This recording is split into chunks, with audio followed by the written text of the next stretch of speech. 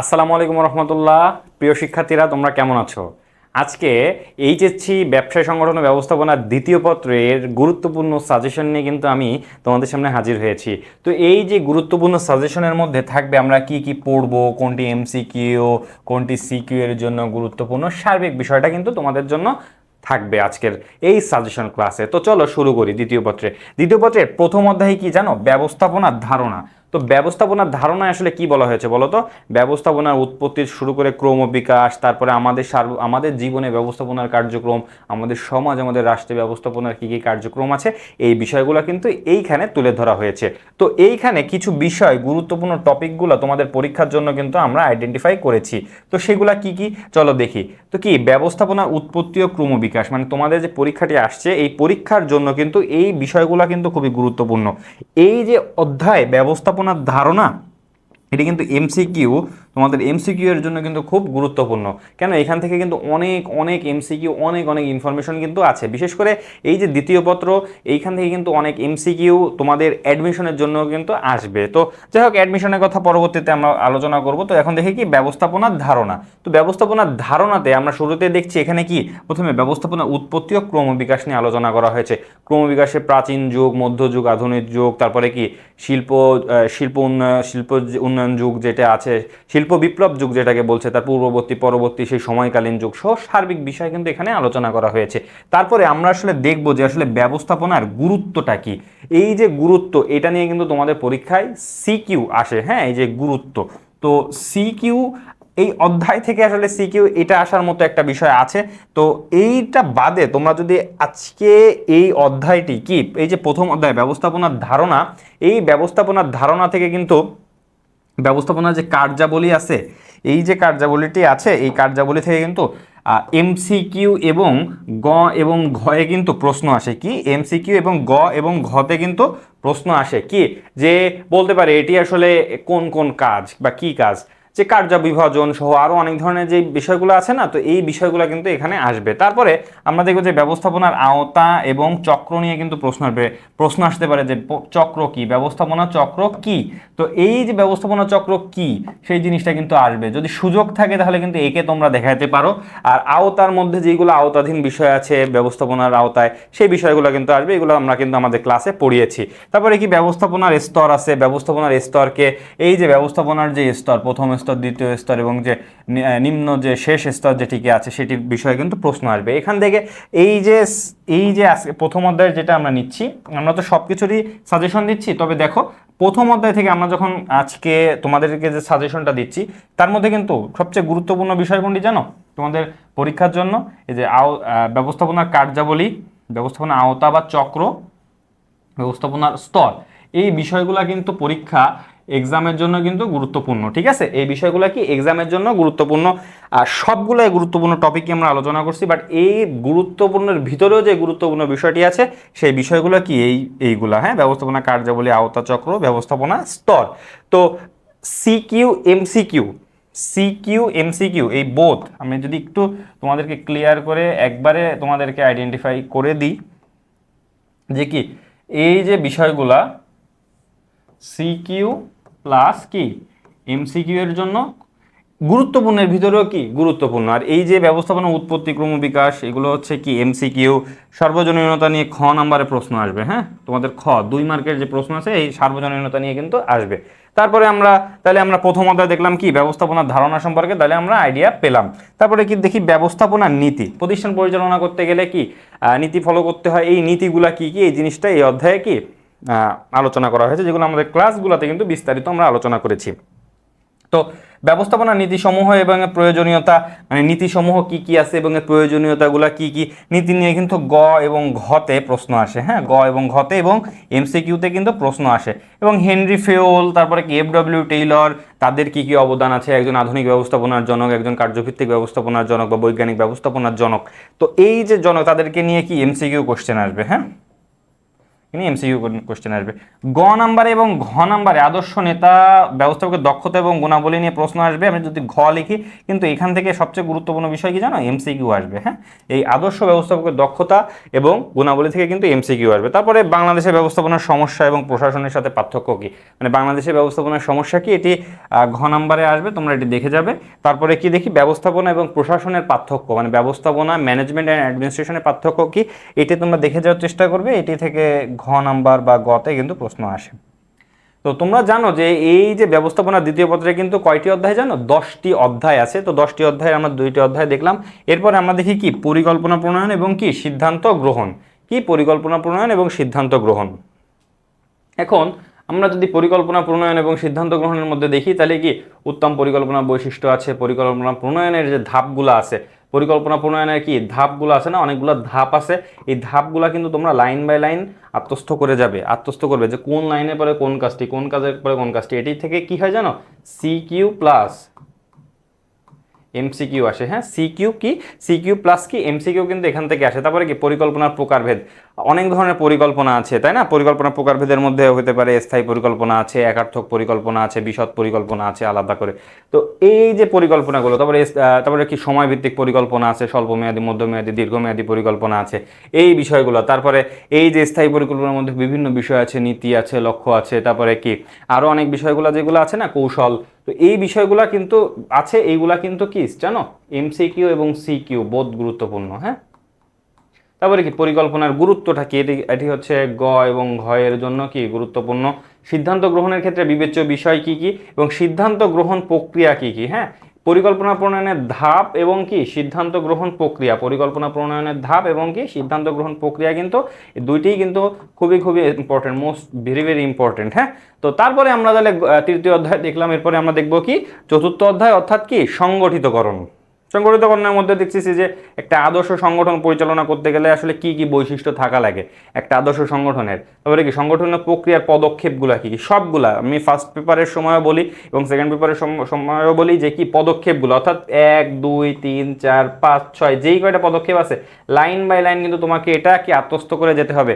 এটি আসলে বানিয়ে লেখার কি কোনো সুযোগ নেই, এই অধ্যায় এখানেও বানিয়ে লেখার কোনো সুযোগ নেই, বাট কি এই পদক্ষেপগুলো আসলে কিন্তু এখানে কোনো সুযোগই আমরা দেখছি না যে এখানে বানিয়ে লেখা সম্ভব হবে। সো বানিয়ে লিখবা না, এটি যেভাবে তোমরা পড়ে যাবা আত্মস্থ করে যাবে সেভাবে লিখবা।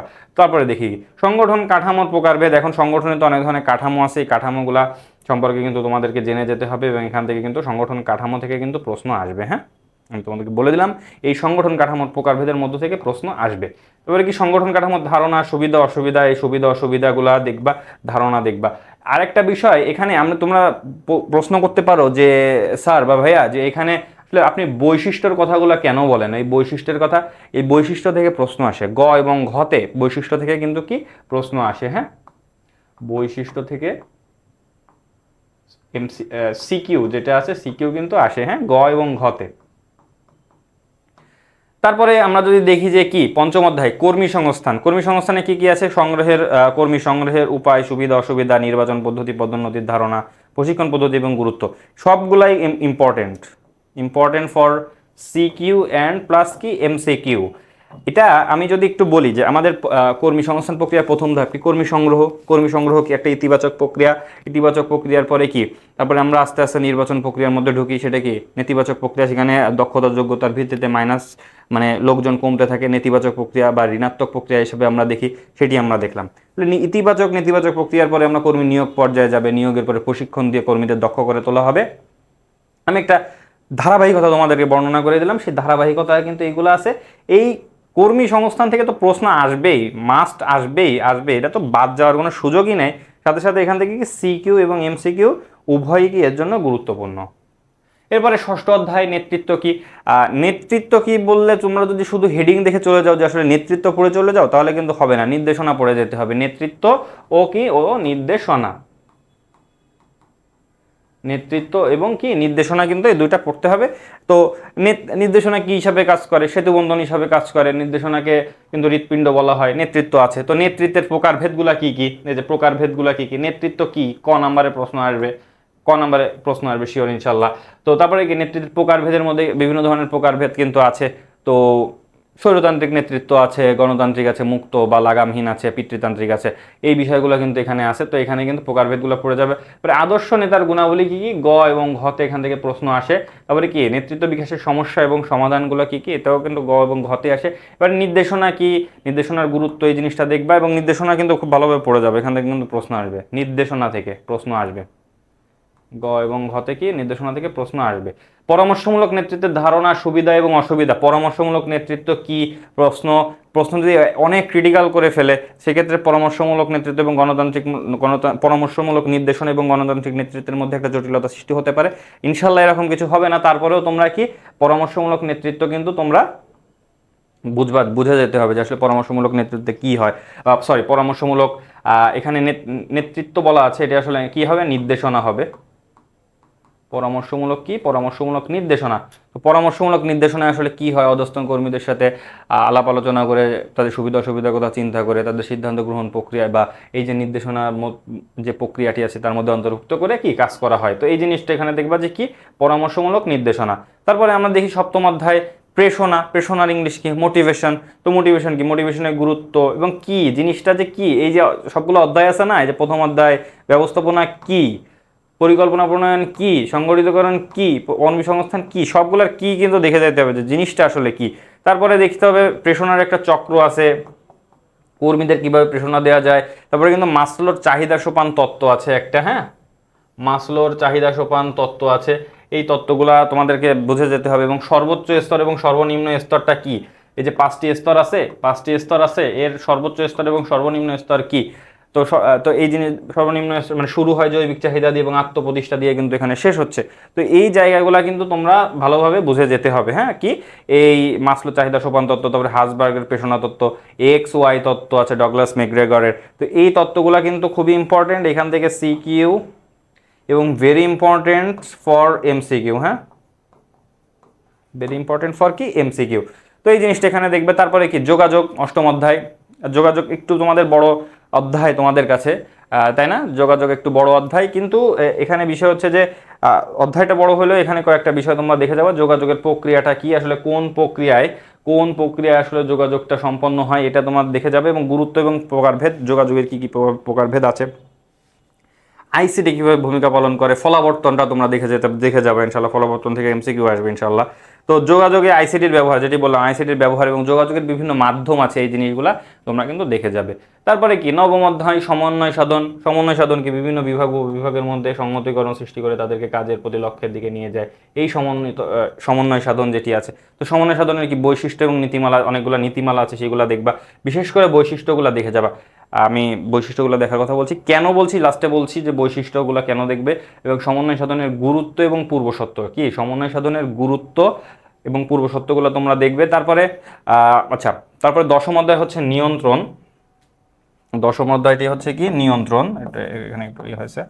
তো দশম অধ্যায়ে কি, সর্বশেষ অধ্যায় কি নিয়ন্ত্রণ। তো নিয়ন্ত্রণের মধ্যে নিয়ন্ত্রণের ধারণা এবং বৈশিষ্ট্য, নিয়ন্ত্রণ জিনিসটা কি, এই জিনিসটা জেনে থাকা লাগবে, ধারণা এবং বৈশিষ্ট্য। নিয়ন্ত্রণের গুরুত্ব এবং নীতিমালা, নিয়ন্ত্রণের কিন্তু গুরুত্বটা দেখবা, গুরুত্ব এবং নীতিমালা, এবং কি নিয়ন্ত্রণের পদক্ষেপের মধ্যে কি আছে, আদর্শ মান নির্ধারণের বিষয় আছে, এবং সর্বশেষে কি সংশোধনমূলক ব্যবস্থা নেওয়ার যে প্রক্রিয়া, সার্বিক প্রক্রিয়াটা কিন্তু দেখে যাবে। নিয়ন্ত্রণ থেকে কিন্তু সিকিউ তো আসবে, প্লাস হচ্ছে এমসিকিউ আসবে। নিয়ন্ত্রণের মাধ্যমে নিয়ন্ত্রণ করা হয়ে গেলে, নিয়ন্ত্রণ প্রক্রিয়া শেষ করলে কিন্তু আবার পরিকল্পনা প্রণয়নের ধাপে যাওয়া হয়। তো এই জিনিসগুলো কিন্তু এখানে দেখবে, গুরুত্ব, নীতিমালা, পদক্ষেপ এবং কৌশল সমূহ। তো আজকে এই সাজেশন ক্লাসটি, সংক্ষিপ্ত সাজেশন ক্লাসে কিন্তু বিস্তারিত তোমাদেরকে সাজেশন দেওয়া হয়েছে, এবং এখান থেকে কিন্তু তোমাদের সামনে যে পরীক্ষাগুলো আছে, পরীক্ষা এইচএসসি পরীক্ষা সহ তোমাদের যেই পরীক্ষাগুলো আছে সবখানে কিন্তু এই বিষয়গুলো গুরুত্বপূর্ণ থাকবে। এই জন্য খুব ভালোভাবে এই জিনিসগুলো তোমরা যদি দেখে যাও তাহলে কিন্তু তোমরা ভালো করবে ইনশাল্লাহ। তো তোমাদের জন্য শুভকামনা থাকলো। আর একটা বিষয় আমি এখানে তোমাদেরকে বলতে চাচ্ছিলাম যে আসলে প্রত্যেকটি অধ্যায়ের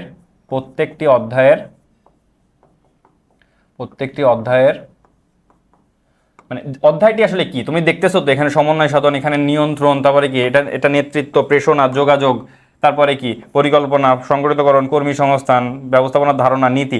আসলে এই জিনিসগুলো আসলে কি, তাই না, এই জিনিসগুলো আসলে কি, এইটা কিন্তু তোমরা দেখে যাবে, এবং কি বৈশিষ্ট্যগুলো দেখে যাবে, হ্যাঁ, কি এবং কি বৈশিষ্ট্যগুলো কিন্তু তোমরা দেখে যাবে। তো তোমাদেরকে আমি আমাদের সাথে আজকে ক্লাসটি করলে সাজেশন তোমাদেরকে দিলাম, ইনশাল্লাহ তোমরা এখান থেকে কিন্তু কমন পাবে। তো সাথে থাকার জন্য ধন্যবাদ এবং তোমাদের জন্য শুভকামনা রইল।